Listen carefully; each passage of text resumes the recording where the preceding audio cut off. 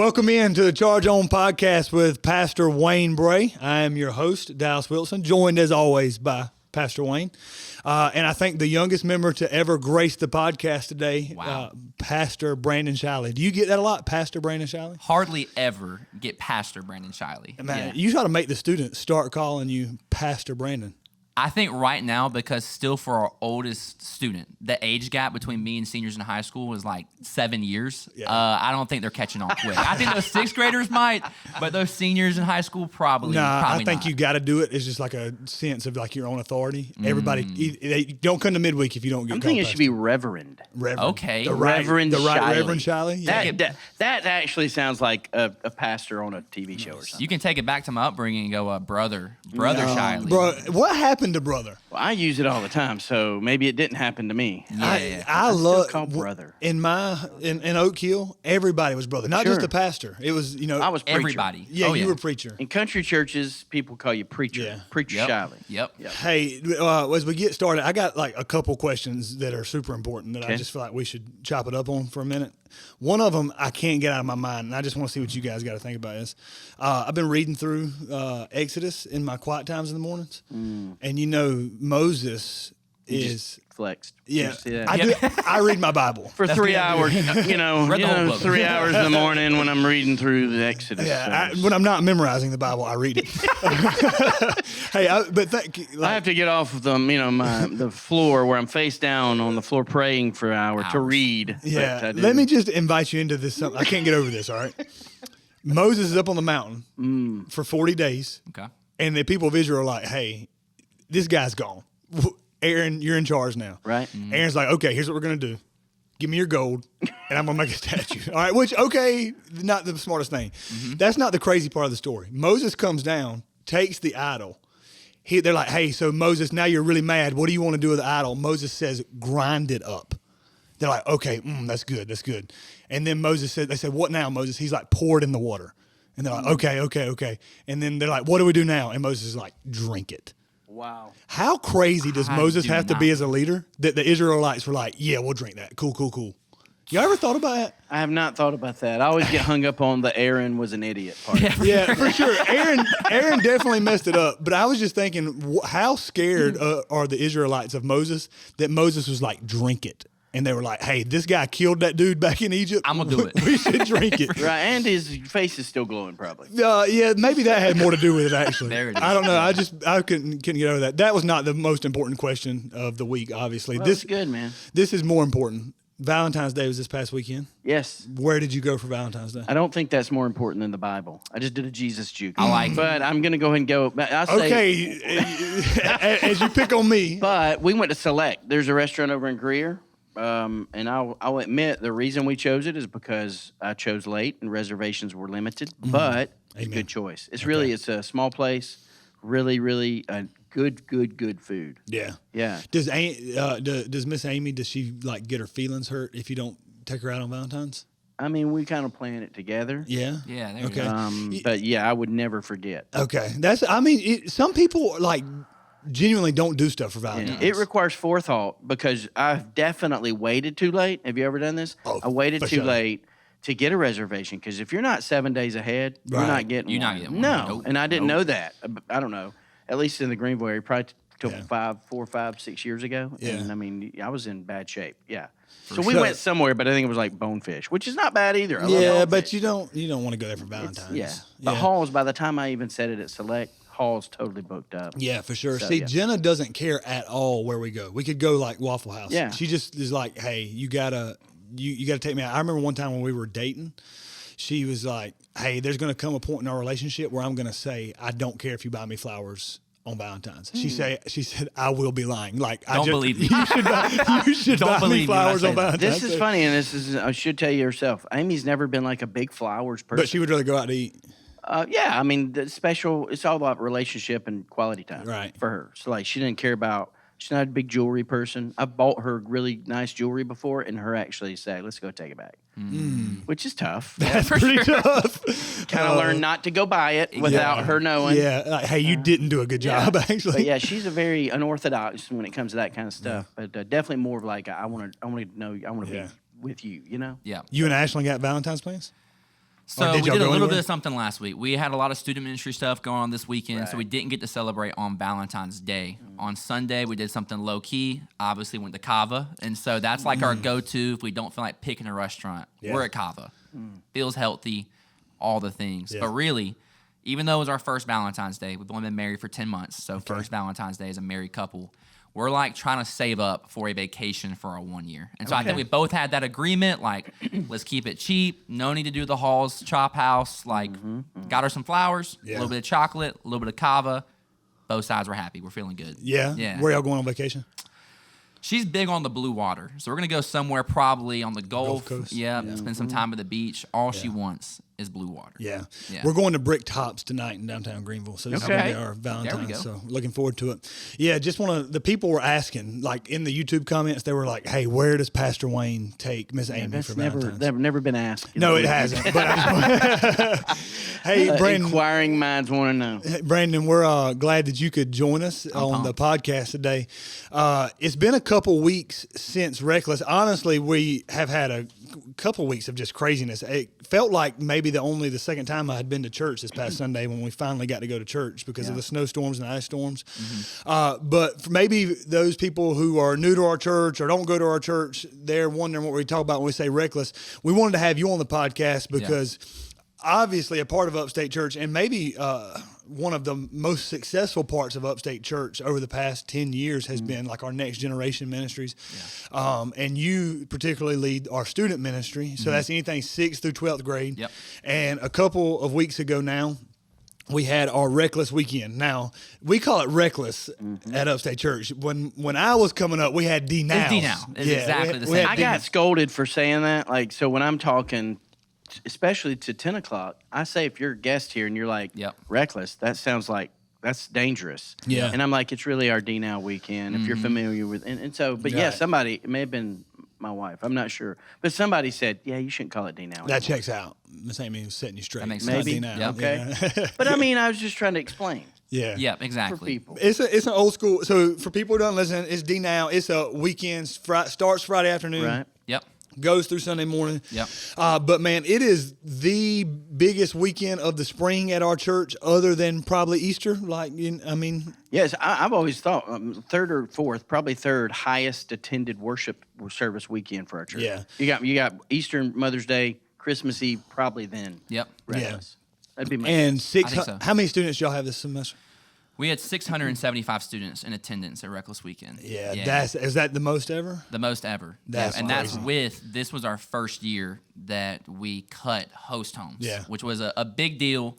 Lots of questions from especially like our high school seniors and juniors who have done that for 5 years. Yeah. But we just felt like this year, with what God's doing in our church, we have to like raise the lid for how many students can be there. If we're going to really be about just one more, invite your friends, and really that be the expectation for every student, we've got to make room for them. Because the logistics of the host homes could Right. limit. Exactly Yeah. right. Yep. And 675 students. This is why God made you a student minister and not me. Because when I hear the idea of 675 students, like I would be eating Tums like all weekend. I've seen Dallas preach to like 200 students about 2 years ago, and there were a few students on the back row who were just talking the entire time. And Dallas tried to politely tell them to stop at the very beginning. I didn't know he was going to bring this up. About 60 seconds later, there was no more polite about it. He's like, hey, you guys on the back row, I see you. Wow. Cut it. And so I realized in that moment, like, man, maybe Dallas don't love students like the rest of us do. I definitely am not the student guy. That particular instance, all right, just to like defend myself a little bit. You should defend yourself. I'm being hard on you. I was preaching, and like these two kids in the back row, like middle school boys, 6th grade, 7th grade boys, were like talking to one another. And I was like, hey guys, like, you're disrupting everybody. Can you stop? Yeah. Yeah. And so they were like pulling stuff out of their pockets, like trading. I was like, hey, bro, Trade. I can I can actually see you right now. Like, you're not like fooling me. I can see you. I don't know if they came back. But they stopped in the moment they were done. But 675 students, big weekend for Reckless. But I think even people can hear numbers like 675, and especially at a church like ours, we have 5,000 people a weekend, sometimes 6,000 people a weekend. Easter weekend we'll have 10,000 people. I think they can kind of take that for granted.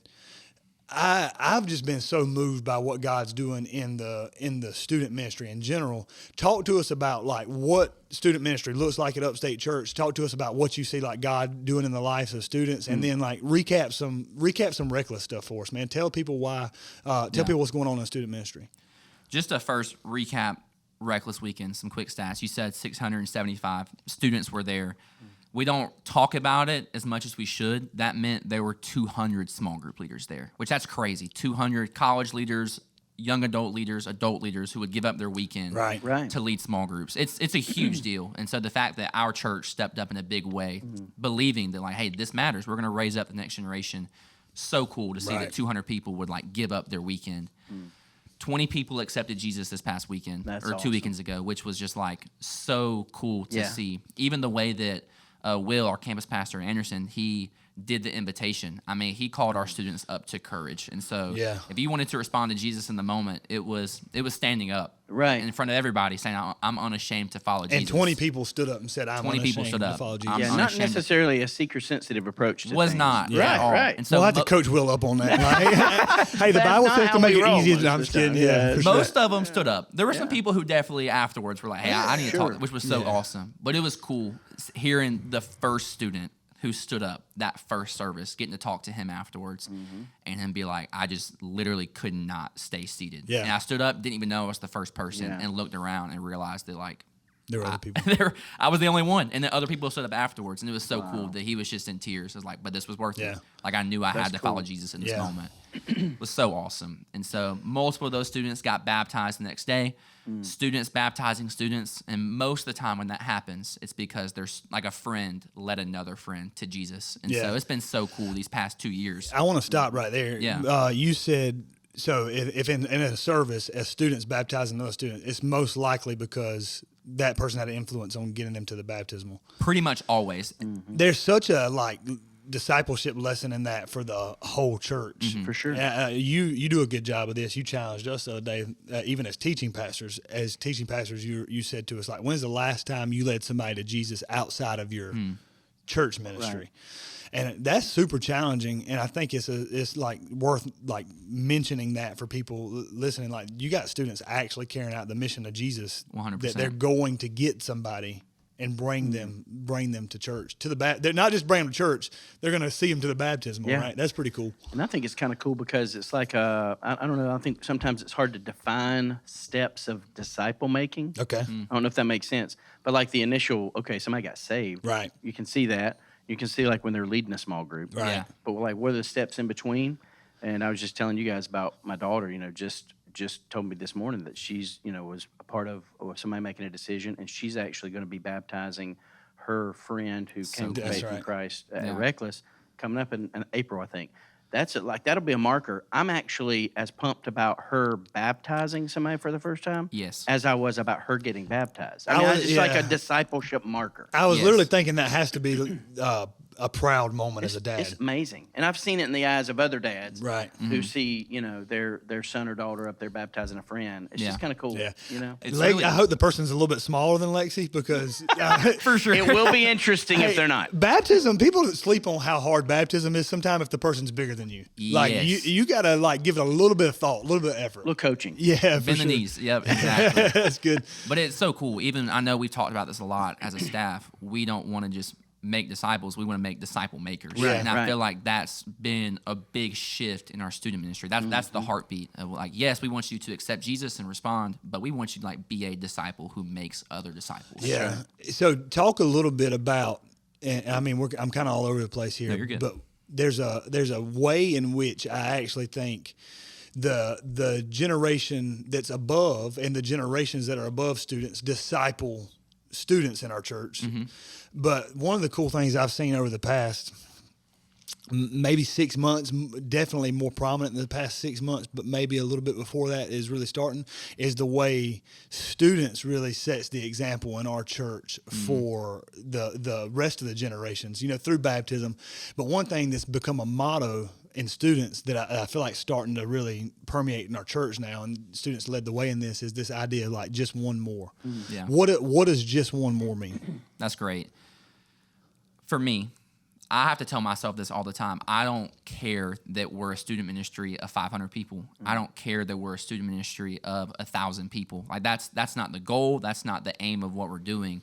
But instead, like our aim is to reach just one more person for Jesus. If that is like the marker that we put in front of our students, that doesn't matter how big the event is, because that will rise and fall. But if your like passion in life is to see your one more come to know Jesus, like that's something worth pursuing more than numbers, a big event, a hype event. And so for us and our students and for our leaders, it's put a lot of things in perspective. We're not celebrating big. Right. We're celebrating life change. And that is just one more for us. I think students embody that so well in the sense that the thing that about being a student is your life's pretty much determined for you, right? Like you're not making decisions for yourself. Like you still have to get up and go to school Monday through Friday, right? Until you're a senior, and then you get to lay out as much as you want, I guess. But there's so many decisions that are made for students. What I think is such a good example of them in picking up this phrase of just one more is that they don't get to choose where they're going Monday through Wednesday. There's so much of their life that somebody else is telling them what to do. But what they've done is embrace the mission of God where God's put them. So they've said, okay, school's where I got to be. That my sports team's where I've got to be. You know, chess club or whatever they're doing is where I got to be. So what I'm going to do is take where I have to be and take the mission of God with me. And you said, like, if your passion becomes just one more, that's actually why we started stealing this verbiage from students. Students was modeling it. We were hearing it. We're like, hey. I think I remember the conversation where you and I started talking like, hey, I think we should use this verbiage some more, because you've modeled this really well for a long time as our church. This idea like you should live on mission every day wherever you're going. Sure. But helping people understand that are in our church, like, okay, you have to go to work. You have to be a good husband or a good wife. You have to, be taking your kids to these sports teams. Yeah. But what you should really be doing in all those things that you have to do is the one thing you get to do is be about bringing just one more person to Jesus. So I'm really hopeful that verbiage keeps bleeding into the rest of our church. And it's really just an outflow. I feel like, because I feel like I'm bad about, this. I'm not a categories guy. No, I'll say that at least once a week. You don't like categories. But so even student ministry, for better or for worse, is a category. Yeah. So yes, I'm super proud. I brag on Brandon all the time. But I really just, I genuinely consider the students our church. Yeah. For sure. So in a really cool way, I don't even look at it necessarily like compartmentalizing it like that, as much as, here's what I think is beautiful about what students have done, and under Brandon's leadership in particular with the Just One More, is what it does is, even though we don't like, celebrating big is not like the goal, but ironically, when you decentralize, and this is just consistent with everything, when you decentralize the goal and you focus on, let's think of Indiana coach, man. You think execution of the mission at the individual level. Well, if you get 600 individuals doing that, then it's going to be big, even if you wish it wasn't. Yeah. So, do you think that's the reason why our church is blown up that way? I just think that's just a general principle. Right. It's a principle that God blesses, and it's really what disciple making is. Right. Because it's not focusing on rallying a big event and getting a big number. But it's like saying, hey, I've got to really pour into this one person. Yep. Not even just one more convert, but like one more disciple. That's really right. good. Like you're like really walking this one more.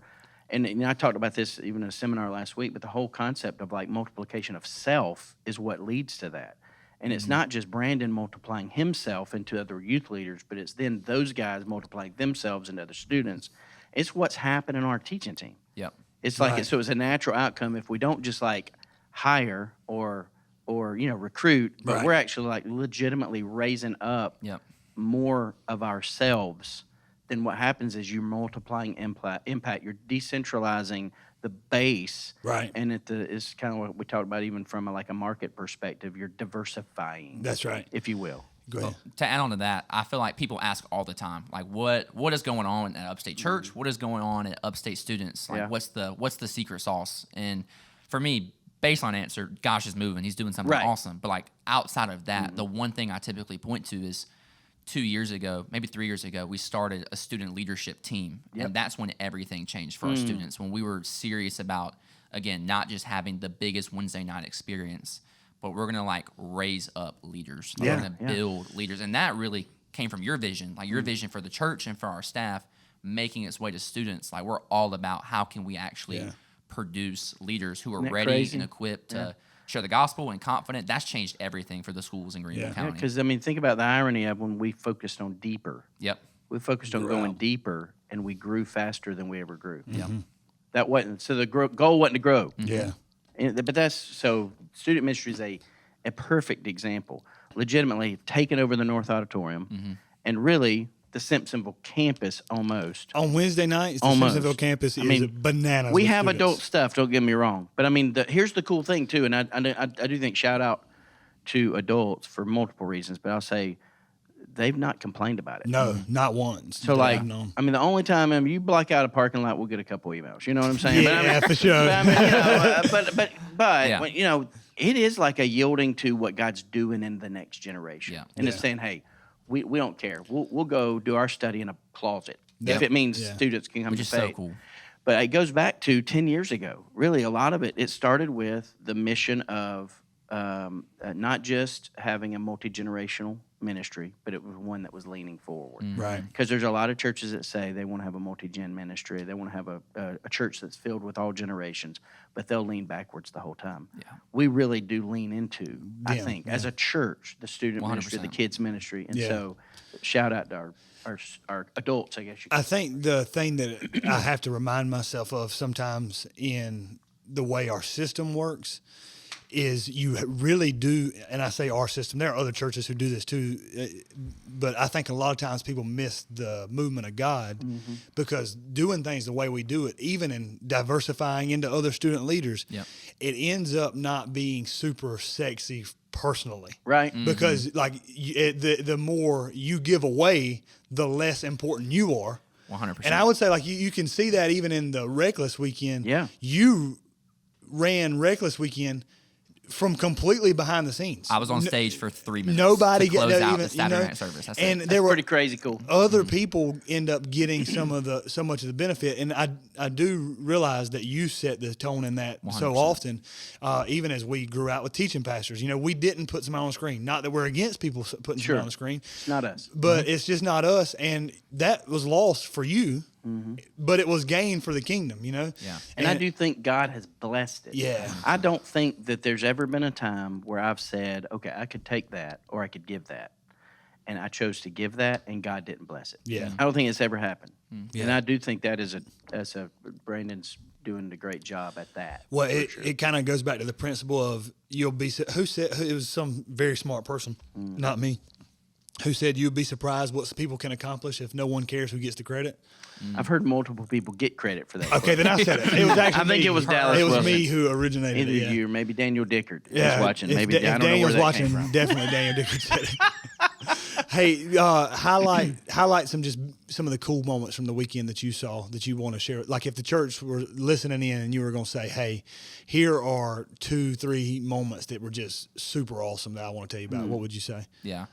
The first thing, which I've been bragging on like crazy, is again, this is a whole church effort in Encounter. And so on Saturday night, about 2 hours before the service, we opened up the worship center for an optional prayer time where if students wanted to miss the last 30 minutes of prayer or of free time, they could step into the worship center and pray for their just one more, pray for God to move in their life.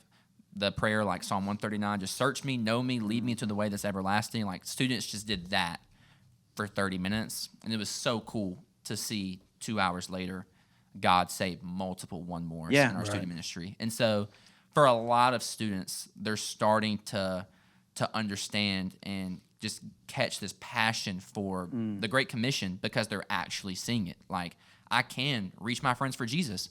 If I pray for my one more, God will actually save them. Yeah. Yeah. And so it's so cool that it's not some like hypothetical far away thing for our students. They're actually seeing that, kind of like you were saying earlier, they were created for such a time as this. They're at Hillcrest, they're at Woodmont, they're at Malden because like they have someone to reach in that moment. And I think it was John Tyson that said the quote about like if there was somebody else better to reach the people in your life, he would have sent them. God would have sent them. But he didn't. Yeah. He sent you. And that like even talking about that with our students this past semester, they're like gravitating toward that truth of like I can reach my friends. Yeah. It's so awesome. That truly was kind of a all-consuming thought for me for Yeah. a little bit. The idea that if God had somebody better to send to reach the people in your life, he definitely would have sent that person. But he sent you to do it. So cool. Man, if people can just lay a hold of that was a cool thought. Any bit more moments? Will on Friday night preaching on Matthew chapter 7, wide gate, narrow gate, and just the conversations I got to have with students afterwards. That it doesn't matter if I'm alone. It doesn't matter if I'm difficult. Like, I know this is worth it. Like, I'm all in. Yeah. Which is super encouraging to me, because even as a junior in high school who's making a decision like, I'm going to stand for Jesus, like, that person still feels alone. Yeah. Even if they show up to church, even if they're in a group, they fight those feelings. And to see them understand the weight of it and being like, it doesn't matter if it's difficult by myself, like, Jesus is worth it. Yeah. It was so cool to have those conversations. Like, Yeah. I'm super proud of our students. Yeah. As we kind of move on, I want to. This is going to sound really strange, all right? Okay. But I've been saying something over the past couple of weeks that I think you've been saying for years, but sometimes verbiage. Sometimes when somebody says it a different way, it clicks, right? And so for the past few years, I mean, really, since I've known you, you've kind of balanced two things that you say are super important: leadership, but I just kind of feel like I'm seeing it a lot in students. But those two things you say are strategy. We want to be super strategic about how we do what we do. We're not going to do anything stupid. We're not going to do anything without thought. We're not going to do anything without working hard, right? Strategy. Intentional is the word. Okay, but it's strategy. Yeah, and it's like strategic intentionality on one hand, Right. effort on one hand, and on the other hand, like dependency, spirit led. You've heard that too, right? Oh, yeah. And so you've said it forever. Yeah. But I think in my mind, this is me making a confession. I had a pretty like unbiblical mindset about spiritual things that I think a lot of people kind of adopt this mindset without realizing it. And that's that in every other area of their work, their life, God expects them to work hard. So at their job, God expects them to work hard, be strategic, intentional, effort, all those things. At home, work hard. You know, raising kids, work hard. Yeah. But for whatever reason, when it comes to spiritual things, people are like, well, you can't work hard there, Right. you know? And so you've just kind of always modeled that. And I really kind of started putting it into words a different way, even talking to people. Like, they asked, what's y'all's team like? I was talking to a guy the other day. I was like, man, we, trust the Lord completely. Right. But also we don't, I think the way I said is we don't do recess here. Like this, we do not play. This is serious work. And what I was trying to communicate is like, man, no, we put effort into this. We believe that what God's called us to do is big and should get the best of us.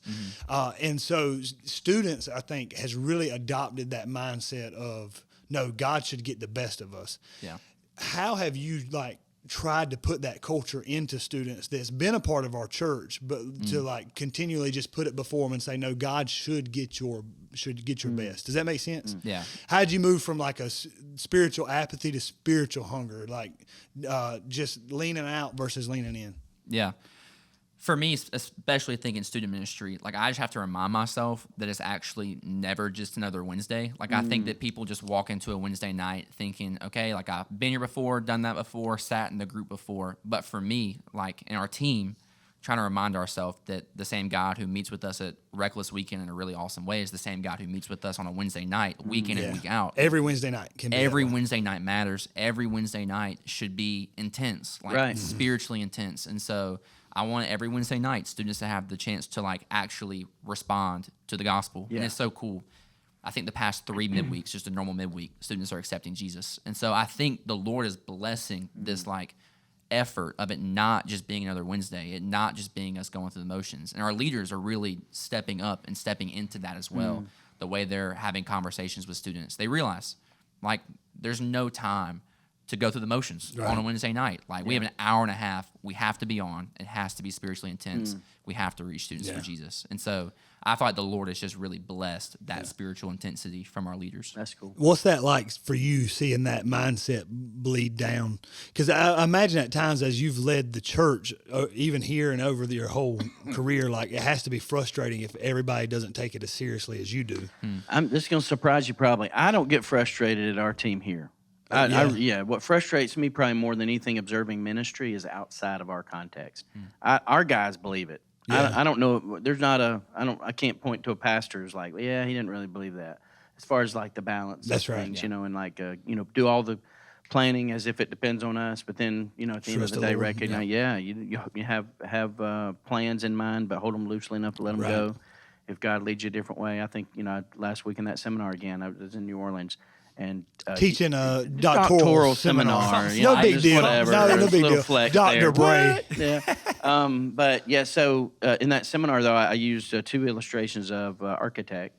So when you're building a house, you just don't go out with a hammer and start doing it. Mm-hmm. You got a plan. You actually have a plan. And we were in New Orleans, and so I lived there for 3 years or 2, so I can remember evacuation plans. You always have an Right. evacuation plan. But Right. let me just tell you, if you're running from a hurricane and the plan don't work out, you just keep running. That's right. You know You what I'm just keep saying? So, driving, yeah. you just keep going a different way. You figure it out. And I do think, so it's common sense, but we just, to your point, I think it's so true. Looking around, man, there's a lot of people, I'll say, sitting on their hands spiritually. That's right. And they're maybe even in the name of spirituality and dependency on God, they actually say, well, God's going to do it. If God's going to do it, God's going to do I it. And think I'm just, it's not about That's us. the mentality. That's all true. Right. That's the mentality I think I accidentally adopted. Right. It's the whole Martin Luther. I preached the word and the word did the rest. I completely agree with that. The word will do the work. That's right. But that doesn't mean you don't study. Martin Luther also preached it. You know what I mean? Yeah, so For a sure. pastor who preaches and doesn't plan to preach with all he's got and do the research and dig into the language, all that stuff, well, he's a lazy bum. Right. Can I say that? I mean, that's yeah. like, But it it's seems not that spiritual. and it seems to that be God bad. it seems that God blesses not lazy people more than he blesses lazy Let me people. just say, there's nothing more spiritual about. I'm about to get on a soapbox All right, now, let's but hit it. but there's nothing more spiritual about a worship leader who sings off key. Yes. That's good. I'm afraid in church life, sometimes we kind of we get super spiritual about, we don't need, we're not, and I think it's in the name of we're not consumeristic. We're not either. Right. But we're also not going to give God our worst. We want to Right. give God our best. And anyway. Yeah, and I think that's a misunderstanding sometimes about who church is for. There's the conversation all the time about is church for who are our church services for? Is it for lost people or is it for saved people? Let's ask Brandon. Yeah. So Wednesday night student worship, is that for saved students or is it for unbelieving students? I feel like Wednesday night is definitely more unique because we purposely call ourselves a front door ministry on Wednesday night. that's We great. want this to be the easiest place you can invite your friends to who don't know Jesus. With that, I'm still not gonna starve the sheep, so That's right. we can Kind of both and? Yes, exactly. That's not in the cards for us, but we are 100% gonna make an atmosphere where lost people can encounter Jesus at the end I of the love day. that. Well, Man, I that's- think the framing of the question though kind of proves the point. Is it for saved or lost? Yes. And you say yes. That's because primarily what you're doing what you said is we're not singing bad for saved people or singing good for saved people or lost people. No. Exactly. We're singing for God. Right. We're preaching. He's the one we're singing to. That's right. I literally say in We're preaching messages all the for the time, Lord. if you may have liked that, you may not have liked that, it doesn't matter That's either right. way. We weren't singing for you. Exactly. Yep. Yeah. And that's totally true. And when we're preaching God's word, like it, not like it, it's God's word, And so I don't even know how we got there. I love that though. No I idea. think it doesn't matter if it's student ministry on Wednesday night, if it's worship on Sunday morning. I think the church is for the church. So even worship, Sunday morning worship, I would say unquestionably primarily for the body of Christ. Right. But don't forget, lost people come, That's right. and if you ignore the fact that they're coming, Yeah. then you're an irresponsible steward of That's the right. responsibility God has given. And Tim Keller actually said if you didn't preach as a preacher, believing there were lost people in there, why would God send them? Yeah. And so he would say, Tim Keller would say stuff like, you should say in your sermon, if you're here today and you don't have a relationship with Jesus, he said, because what that actually does is give people in your church who are sitting there permission to bring somebody who doesn't have a relationship with Jesus because they know you as the pastor will treat it well. Absolutely, man. Man, if there were somebody who were listening to the podcast today and were like, man, I've been thinking about serving in students, but I'm not really sure if that's right for me. Yeah. What would you say to them? I'm so glad you asked that question. This is going to be my shameless plug for why you should be in Well, kids you told me ministry or to ask that question. Hey, so. we weren't supposed to say that. Yeah, you weren't supposed to say that. Thanks for asking, Dallas. I think Josh Howerton said this, but the best thing you can do with your life is not something you can accomplish, but somebody you can raise up. And I've just come to believe that with my whole heart. What I want to do with my whole life is multiply myself to the next generation. That's I want great, them man. to know Jesus. I want them to be a leader. I want them to be disciple makers. And I think that is the best way I could spend my life. And I feel like, again, Pastor, when you've modeled that so well with how you multiply yourself and you give away opportunities, I think people are missing out when they're not spending their life raising up the next generation of believers. And So how can they do that? So you got let's say we got a 35-year-old couple or a 45-year-old couple. Let's say a 50-year-old couple. And there's would teenagers even want me to be involved? What would be leading a group be like? What would me helping be a student leader? What would that look like for somebody? So Sunday morning and Wednesday night opportunities are our best thing, where you get to lead a group. Either if you're on Sunday mornings, you're leading it for, let's say, 8th grade boys. If you're there on Wednesday night, you're leading it for Hillcrest High School boys. So we kind of split it up in different ways. But really, we just need people to show up, ask intentional questions, look people in the eyes, and share the love of Jesus and care for them deeply. And so we could never have enough people on a Wednesday night who do that. Even if there are five other leaders in your group, the amount of students who sit there alone and there's not enough leaders to connect with them and show them Jesus, we actually need the people in our church to be there connecting with students and giving them Jesus. Now, I'm sure you don't require a 7-year commitment, but one of the things that I do remember as a parent with our kids going through, and I'm asking you more, is this what we always do? Do we still endeavor to do this? Is Zach in particular, I know for sure, had leaders who became his small group leaders when he was in 6th grade, 7th grade, somewhere in there. And literally they were at his graduation lunch. So cool. And hugging his neck, shouting out, loving on him, caring for him. And they were there that day. I mean, Andy Nelson, Bill Sims, I'm sure I'm missing one of them. But those guys poured into Zach his whole student ministry life. Is that still what we try to do? At our Simpsonville campus, yes. We have enough students and volunteers that if you start with a group of 6th graders, you're going to be with them until they graduate. I could see that being attractive to a middle-aged couple who's let's give our lives to some kids. 100%. You know what I'm saying? And it also makes it easier when you're enduring the hard years of a 6th grade boy. It's wait, I'm actually going to get to see the fruit of this if I stick it out. I'll get to see him as a junior and senior when they're pouring out their life so other people know Jesus. You get to be there for the entire journey.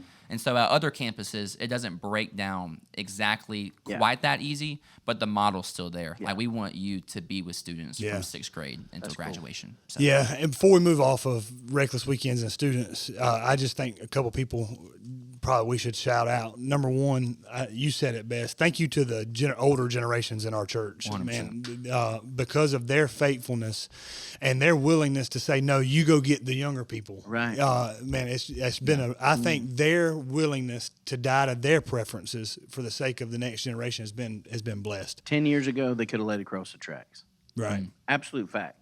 People could have stopped the mission that God has blessed in our church along the way, and they have embraced it. So I praise God for them, man. Shout out Steve Genoble, Pat Gillen, the guys who Corey Watson, who came before you, laying the foundation, 100%. standing on the shoulder of giants, man. I just want to say thank you for what you're doing for our students. It matters, man. We're seeing a revival in their midst, and it matters a ton. Hey, y'all want to just take let's rip the transmission out of this car. Let me say something real quick. Okay, go ahead. Just in case, too, I think it's really cool to kind of highlight. Brandon is an example of a guy who is a product of the ministry, certainly. But even more than that, he wasn't raised here. He had a great church down in the Low Country area, right? But has been here a long time. I just thought about it Sunday when you were preaching at Reckless. There had to have been some people who were like, why don't I see him very often? Because if he's our student pastor for the whole church, right? But it's because he's leading so well in regards to not having to be in the spotlight. Most Sundays, Brandon's at Haywood, right? And a lot of our folks probably don't know that. That's right. What kind of has led you guys to look at it that way? And up to this point, those first really couple years, you've been diving into leadership.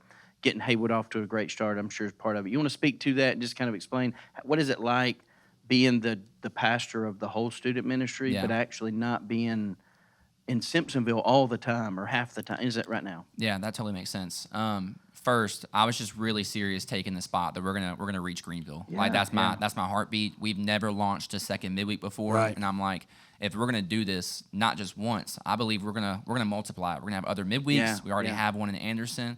I'm like, I want to see this thing get off the ground. I want to give this everything I have. So in the future, we can reproduce it, but I want to be the person leading the charge to reaching Greenville. And so that was the heart behind that. But it also comes because we have the best student team in the world. Right. Like I believe this. Like they can take care of Simpsonville. Like they can run the ship, and they have. It's grown with me being there maybe once a month max. And so, like I feel like we say this all the time. We're not about winning Heismans. We're about winning championships. That's right. And like I really do feel like we have a bunch of people on our student team who don't care about being the Heisman, don't care about being in the spotlight, but like we just want to reach students. We just want to reach one more. The reason I think that's significant is because a lot of the stuff Dallas and I are talking about with the rest of the team about future next 10 years, we're going to all look more and more like that. That's right.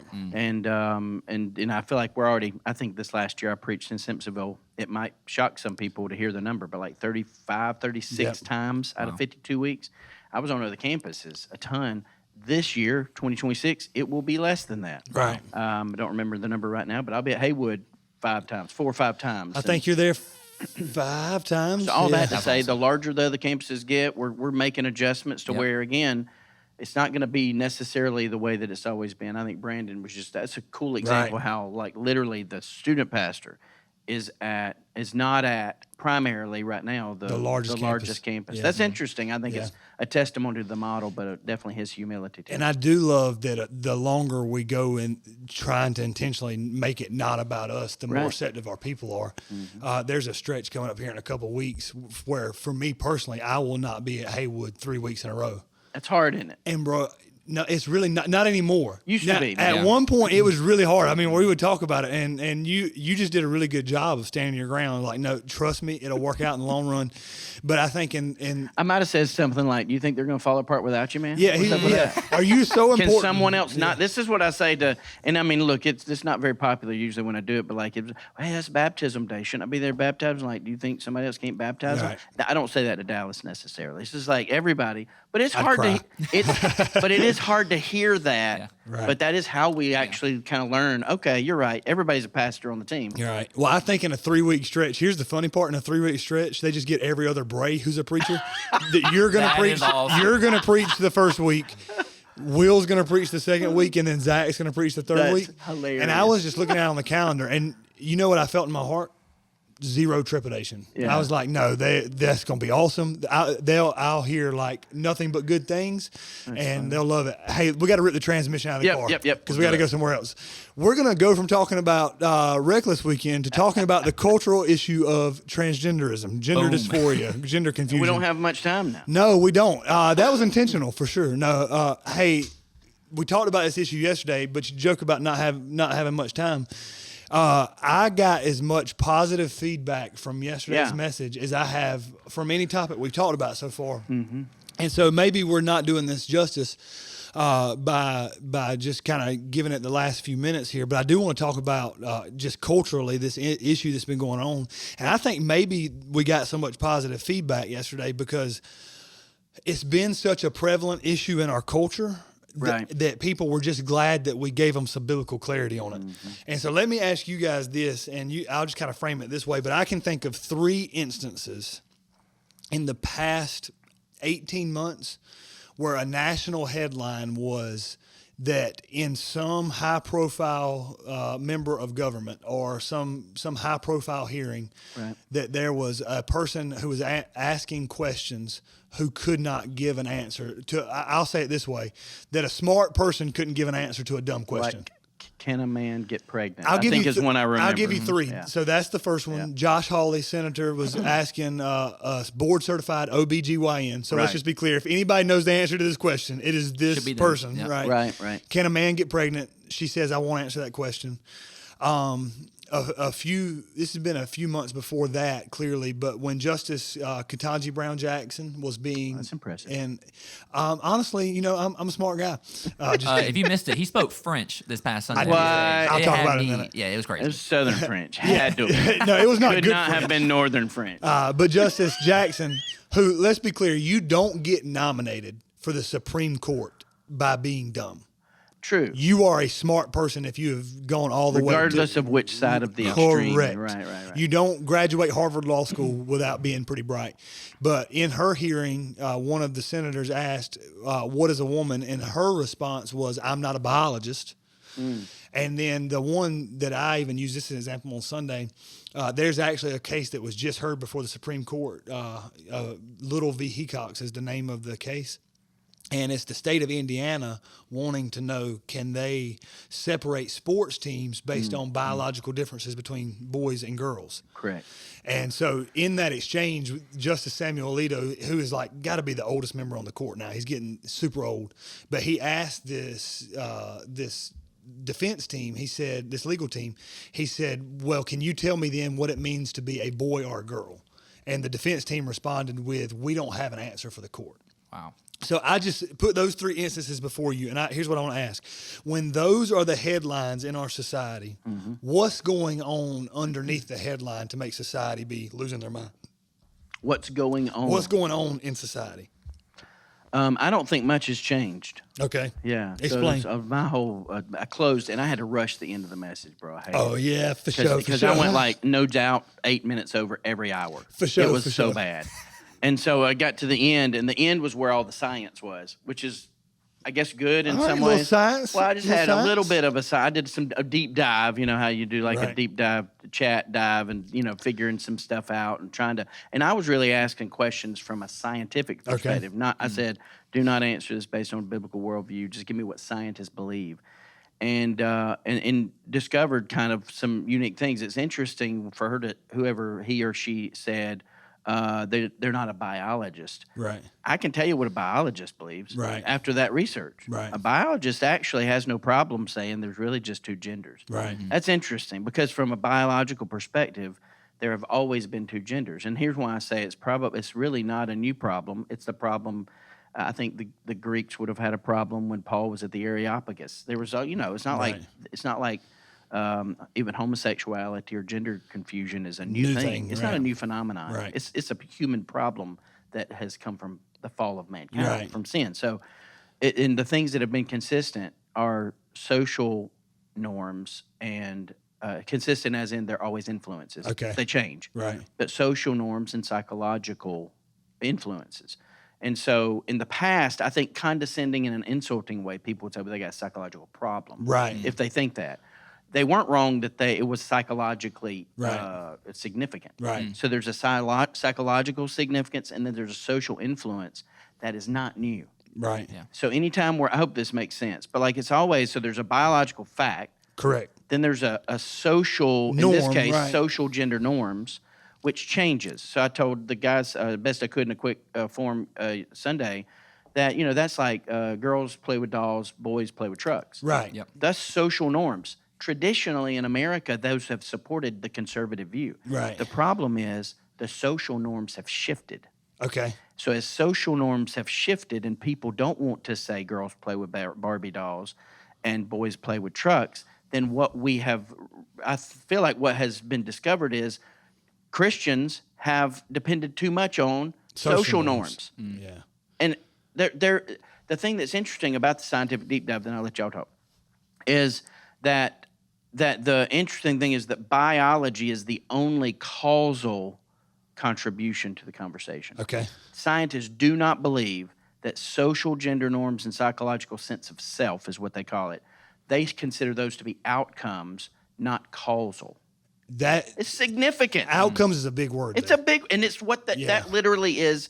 It helped me at least frame it. I don't know how well I articulated it. No, it's great. But it helped me frame it to recognize the reason we're in such a social upheaval is because the norms have changed in society, and we're giving too much weight to psychological sense of self because of subjectivity, and we're not believing in objective truth, which is where we were 2-3 weeks ago. Well, I love that you just said it. Those things tend to be outcomes, because there is biology does lend itself towards some certain outcomes. Sure. You've got boys and you've got girls. Yes. And I think you can see the difference. Biology leans towards some social norms just naturally. Yeah. There's some common sense involved. Right. My girls, I have two girls, and it's the strangest thing, man, but I never had to teach them to love pink. Right. They liked it, right? But you got a boy, and you catch him out in the backyard, and every stick's a bazooka, and he's like, I'll blow up everything. Yep. Because there's some level at which it's an outcome. But you can't rely on social norms to tell you what male and female means. No, and this is where it gets super complicated. And this is why I started the whole thing by saying, no matter if you're struggling with this personally or you have friends and loved ones, hear this, we love you. Right. And that's probably where we should have started even before we said anything. I don't want to insult or hurt or harm anybody. That's not helpful at all.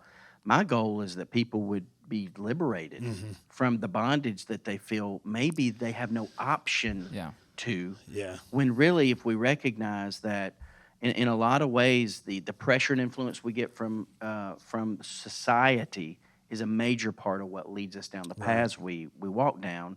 The influences, and then how we think. That goes back to Romans 12. Right. We're transformed by the renewing of our mind. Right. That is because when you're psychological outcome from a spiritual impact. When you're saved, you're given a new heart. Yeah. You're not given a new mind. That's true. You have to have a renewed mind. Yeah. You got to take thoughts captive. Yeah, man. It's so interesting that you said you approached it from wanting something for somebody. So I say this all the time. If I'm talking to a couple that's living together before marriage and I'm counseling them, I say the same thing. I don't want anything from you. I want something for you. You know, it doesn't affect my life whether you live together before you get married or not. What it does affect is your life. I think that it's an important qualification in the gender confusion discussion, because I think in the social arena, Christians have been so emphatic about this issue, which is good. We should be emphatic about it, yes. But because we've been so emphatic, the people on the other side of the aisle who maybe are in support of like gender confusion or transgender or whatever, they view Christians with a Bible as like having a belt coming to like beat them into submission. Right. And that's actually not how the Bible talks about this issue. The Bible, when it talks about God's design, stands as an invitation to like invite you into freedom, not beat you into submission. It's two completely different things. But sometimes I think we get so conservatively opinionated that we don't extend the invitation. We just come with a belt, you know, and it's two different conversations. Brandon, how does this conversation play out in student circles? I mean, is this something that you guys talk about, not maybe in the terms of just your own students struggling with, but like it's a conversation that happens around them? Yeah. I feel like what is at the heart, especially for students behind a lot of this, is this sense to find belonging. Like that is something that like the homosexual community can preach. Like you can belong here. Right. If this thought crosses your mind. You have an identity. Yes, exactly. And you can belong with us. And so I feel like even our three like core beliefs, culture statements we say as a student ministry all the time is Jesus is better, you belong here, and just one more. And you belong here is really preaching to that. Like I want students who like that is like at the deepest part of their heart, at their core, they want to belong somewhere, to know that they can actually belong with Jesus and belong in the church. Right. Like no matter what they're feeling, like you can, even before you believe exactly what we believe, we want you here and you belong here. That's we hope that you become more like Jesus by being here. But like because of this conversation, we probably as a student ministry preach belonging more than anything else, because that's what students are looking for. Right. And I hope it didn't oversimplify it, because I feel like the conversation of any sexuality, gender, identity, it really is still a consistent framework for any sin. Because if you think about it like this, or any context or conversation about temptation, because they're basically two worldviews, secular and biblical. Right. And here's you mentioned cohabitation, right? You mentioned somebody living together. It's really the same thing. Both of those worldviews, one is a me-centered decision base that's like, hey, I want what's best, what I think's best. I want to follow my heart. I'm going to chase my dreams. And so, hey, not knowing if this thing's going to last more than 2 years, let's just, live Let's together. try it out. Let's try it out. See how it goes. No commitment on my part. Yeah. And that way, so it's a me-centered decision, not a God-centered purpose.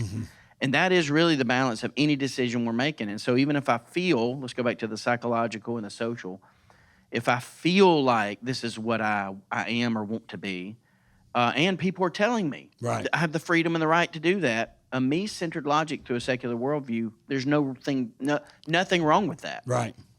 When people come in, if they hear from a biblical person hate and anger at what they're doing, that's never going to change anybody's mind. So that's why I feel like the biblical worldview has to start with, we love you, you belong, we care about you, and we want something better for you. That is the heart of the message, and it's why so many people that may even hear this and hate what we're about to say, so many people will be ineffective at leading lost people to Jesus in this culture is because they are so hard-headed and stubborn that they won't love people enough. Yeah. That they won't love people the way Jesus did. Go ahead, man. You mentioned this in your sermon a little bit, but I felt like you did a great job of like kind of evening the playing field for sexual sin. Like I think that this has been like a hard conversation that I've had to have with some students and who are maybe struggling with same-sex attraction, is that they're confused because they just voiced a same-sex attraction and now they're the black sheep of the family, but their older brother is sleeping with their girlfriend and their parents could not care less. Yeah. And they're sitting in this confusion of like, I actually haven't acted on anything yet. I just was trying to be honest and upfront, and like I'm now the black sheep when my parents know. That's an inconsistent spiritual conviction. Exactly right. Yeah. And I feel like, again, we're not loving people well when like that's the sexual sin that we're highlighting more than your porn struggle or more than you living together before I don't know if any marriage. teenage boy will admit this to you, but Sunday in Simpsonville, I started out with like, hey, young teenage girl, if your boyfriend is pressuring you to have sex, he didn't love you. Yeah. I mean, you just went straight for the jugular. I love it. But it is Hey, true. let's make it awkward. balance. Yeah, It's a 100%. Absolutely. Yeah. You said it like level playing field. This was a truly just kind of a mind-blowing moment for me in sermon prep last week. So we were in Genesis 1 and 2, just looking at the creation of humanity, God, intentionality, value in humanity. But one thing I had never spent a ton of time examining was that what God's doing in Genesis 1 and 2 is doing defining work. So it's a really cruel thing for God to create things, but not give any definition to it. The example I used is, so my 9-year-old, Danny, sometimes she'll walk into the kitchen and she'll say, "What's for dinner?" And I'll say, "Figure it out," right? Well, what I realized was that's really cruel. Why? Not because maybe she could figure it out with enough time, right? But just in general, she doesn't have the capacity to figure it out, right? It's cruel. That's a really mean dad thing. Yeah, for sure. But God's actually not like me. God doesn't just leave humanity to say figure it out. So like, if you think about what God defines in humanity, He defines what it means to be human. You're created in His image. He defines the value of humanity. He says it's very good when He's done. He defines the kind of relationship He wants with humanity. He tells Adam, He says, you can have everything in the garden, but you can't have this one tree. Right. So He says, I'll bless you, but also I'm in charge. Yep. And He just does this defining work. And this was mind-blowing to me. That means what sin is not just breaking the rules. Like we think, well, sin's breaking the 10 Commandments. Sin is when you reject God's definition of what He said and said, I'll do it myself. Now, this is where it just got me, because I'm like, oh man, we've made some sin so much worse. That's what every sin is. Yeah. So yes, pursuing transgenderism and that as an identity is a sin because you've rejected God's identity in favor of one you like. But do you know what lust is? Lust is when you reject God's definition of relational purity because you think what you want in your mind or with your hands is better. Yeah. It's the same. And so any sin is when you reject God's definition and say, no, I think I could do it better, which consequently is what Eve did. That's exactly. And Adam did. Sin. It all has the same motivation, same outcome. Yeah. And even like the whole purpose of, I don't know how much you got into, like the whole purpose of human sexuality is procreation and really the care and commitment of the covenant relationship. That's right. Which And points so towards strength- another covenant. So the strength of our marriages are impacted by premarital sex. Yeah. And some people, we wonder why marriages end in divorce and why things aren't the way they should be. That's a major part of it. Yeah. Is because we thought our way was better. Yeah, we've not followed the design of the definer. Well, I equate it to pulling something you're about to put together out of the box, right? And throwing the owner's manual off to the side and saying, "Oh, we don't need the instruction manual. I'll figure it out." Every time I've ever tried to do that, it doesn't go well, right? Because I'm just not smart enough to do it on my own. This is even, I don't know if this is helpful. This is how I try to explain it to students, as far as working through sin. When you believe the right things, you want the right things. When you want the right things, you'll do the right things. And so when starts believing, when something's out of whack, actually what's at the core of it is you not believing that God's design is better. Right. When you actually believe that to your very core, that God's design for marriage and relationships and identity is better, then you'll want the right things and then you'll do the right things. And I think it gets all out of whack when you just focus on the fruit and the desires, when what you're saying is I actually have to believe that God's design for my life is better. That's right. Better than anything I could want. Man. I think there were two pieces of application that are really important. I actually would probably clarify and say there's two forms of cowardice that I think Christians fall into when it comes to cultural issues. All right. I would be so bold as to say that in our cultural reality, if you are a Christian who can't speak with confidence that God's design is true and right and good, there are only two genders, male and female. If you can't say that, you are falling victim to a form of cowardice. And that's a big deal. You don't want to be a coward. You're elevating social norm over You're right. really divine truth. That's right. What are you looking for? The approval of man? That's it. And so that's a form of cowardice. Now, I want to burrow down a little bit on that, because what will happen is somebody will watch this podcast on Twitter and they'll take it completely out of context. We believe that anybody who's not willing to speak reality, respect reality, and especially if they call themselves a Christian, is falling victim to cowardice. Mm-hmm. We want to say that clearly. But I think Christians may be getting a little liberal when it comes to the truth, because the other form of cowardice that we fall to is we want to speak that first truth and not go to the second truth. In which the second truth behind this whole conversation is not just that there's two sexes, male and female, two genders, male and female. It's that there's only one way to heaven. His name's Jesus Christ. And so what ends up happening is we actually get less conservative than the Bible in cultural conversations. We're willing as Christians to say the first truth up front. Two genders, yes. But we don't have the courage to follow up to say the second truth. And the reason that's such an important distinction is the second truth is the one that actually brings clarity about the first one, right? True. And so it was just somewhat mind-blowing to me a little bit that this whole issue of gender becomes a liberal conservative thing when I think Christians actually aren't being conservative enough. We're not going to the whole truth. And then I'll go a step further just to make more people mad. Let's do it. Because Man, I think the problem is some of the people who would say, that's right, but they're the most conservative in their minds. They're more conservative than Christ himself, and they would argue, I'm afraid, so much at the first truth that they would lose their voice, right? And no one hears them give the second truth because they've got them out of order, or even how they said the first one. Yeah. I mean, so if you can lose your voice talking about the issue of, and you should stand on the truth. Listen, we do. Yes. But you can say it so hateful about this whole gender issue and homosexuality and all that, depending on how you speak the truth, nobody hears and cares what you have to say about Jesus being the only way. Yeah. Jonathan, do you have something? Yeah, I was just going to add, going off of that point, is I feel like a lot of times we as Christians expect the world to look like us and act like us when they don't know why we do. Right. And so, what you're talking about is, I think all these things are symptoms of the greater cause of sin and that not being addressed in their lives.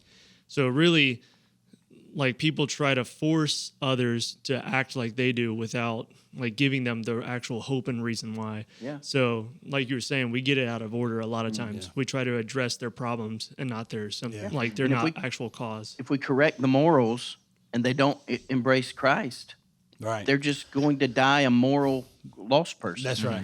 And I think too, though, we do forget the Romans 12 thing was such a great passage. Hindsight's 2020. It was perfect to start the series. Just so intentionally Wow. playing. But I think the reason why is because we totally forget that unbelievers haven't been transformed by the renewing of their mind. Right. They're looking through a lens of psychology. This is why sometimes it's good to research the other things. I mean, they're looking through a lens of psychology and social norms. Right. And they don't have the Spirit's conviction and direction and leadership. They're only thinking the way that we would if we didn't have Jesus. Yeah. So anyway. Well, I what think that's makes super important. Christian? What does Christian mean? Little Christ, right? What makes Christians distinctive is actually that they're a part of. They're known for Jesus. Yeah. It's strange, but I think sometimes we get really conditioned to accept what Jesus likes without identifying ourselves with Jesus. So if we as Christians do such a good job that society in 10 years is convinced that there are only two genders, male and female, but society doesn't know that there's only one way to heaven, Jesus Christ. We've lost. Did we win? We didn't. Right. You know?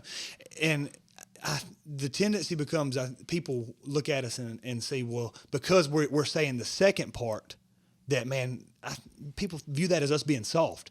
We're actually being more conservative. Yeah. We're more biblical. Yeah, exactly. We're more grounded on the word because what we're saying is, no, we're wanting to say the whole truth. And even this was interesting. They would call Jesus soft. Yeah, right. Honestly. And Jesus just knew who I his don't know enemy who was. they are, but Right. I could give you a couple Twitter handles. Yeah. if Well, you need Jesus just knew his enemy. His enemy was not lost people. His enemy was the enemy. Yeah. Satan. them. Right. Yeah. I'll close with this, and then y'all can add anything. I go through. You're gonna pick on me for this, just because you pick on stuff It's a like category? this. Yeah, it's a category. There's Tim Keller was a part of this before he died. There's a little catechism book for kids. It's called New City Catechism. Catechism. I know. Oh, here we go. Yeah, I know he's gonna pick on it, but it's basically just really simple I questions. knew some guys in seminary who went with catechisms, and they're Presbyterians now. Go ahead. Yeah, I'm not a Presbyterian. I don't baptize babies, but I do try to teach my babies I'm about kidding. Jesus. Go ahead. I'm sorry. It's a little catechism that's just like basic questions. The whole point of it is just to give them like Bible in a minute. And so Yeah. we're going to school in the morning, give them Bible in a minute. And the third question, Danny's just now old enough to really be getting it. I probably tried to start it too early, and she just couldn't do it. But now she's really getting the questions. The third question in the book says, "How and why did God create us?" That's the question you ask the kid, and the kid's supposed to answer. If you go and ask her this right now, she would be able to tell you. The kid's supposed to answer, God created us male and female in his own image and for his glory. And the third question of the book is aimed at teaching her how God created her. But you know what? That wasn't the first question in the book. Because that's important. It wasn't question 37. It Right, was really right. important. Question number 1 in the book was, what is our only hope in life and death? Wow. That we are not our own but belong to God's the answer. And I do just believe that the more we have clarity about question number 1, the more we have clarity about question number 3. 100% agree. Yeah. That's What would awesome. you guys add anything from yesterday's sermon? Man, yesterday's sermon, I don't have a lot else to say. I want to make sure I say something else about students before we leave, so All right. don't forget that. Hey, you heard my sermon yesterday, so how great was my sermon? Don't say how long I went over. Oh, I won't. Yeah, I was in the third service, so it was a little longer than I'm sure the other two. But it was awesome. Yeah. And I think we talked about this beforehand, but I think students are hungry for clarity. Yeah. And I think us speaking, yes, we're going to speak to the more important truth, that Jesus is the only way, the truth, and the life. But it's so helpful to equip our students to, like, when we speak with clarity from the pulpit. That's good. And so, like, already gotten a great response from our students, which is awesome. What did you want to say about students? Mainly because Brandon's on, and I know he'll be back on for sure, but I'm sure there'll be more students probably checking us out maybe this time than normal. And so I just want them to know. I tell them every time. Anytime I've been invited to talk with the students and stuff, I always try to tell them we believe in them, we love That's them. right. They don't need to ever doubt, their pastors and their church believes in the next generation. But I just want them to know more than anything that like they're not a segment of the church population. They're not like a future hope of the church population. That might even sound good if I said that, but the truth of the matter is I think they are the now. That's right. You know, they are the now. Just as much as anybody in their 30s or 20s or 40s, or they are the now. They need to rise up and be the church and keep doing what they're doing. God's going to use them. Yeah. I'm super excited that my kids will get to, God willing, and I mean, man, I hope this is true, get to be discipled at Upstate Church because I've just seen so many people come out of that student ministry on fire for the Lord, even more so when they went in. So I'm excited, and we believe in you, students, if you're watching this. Until next time, you guys, charge on. Charge on. Come on.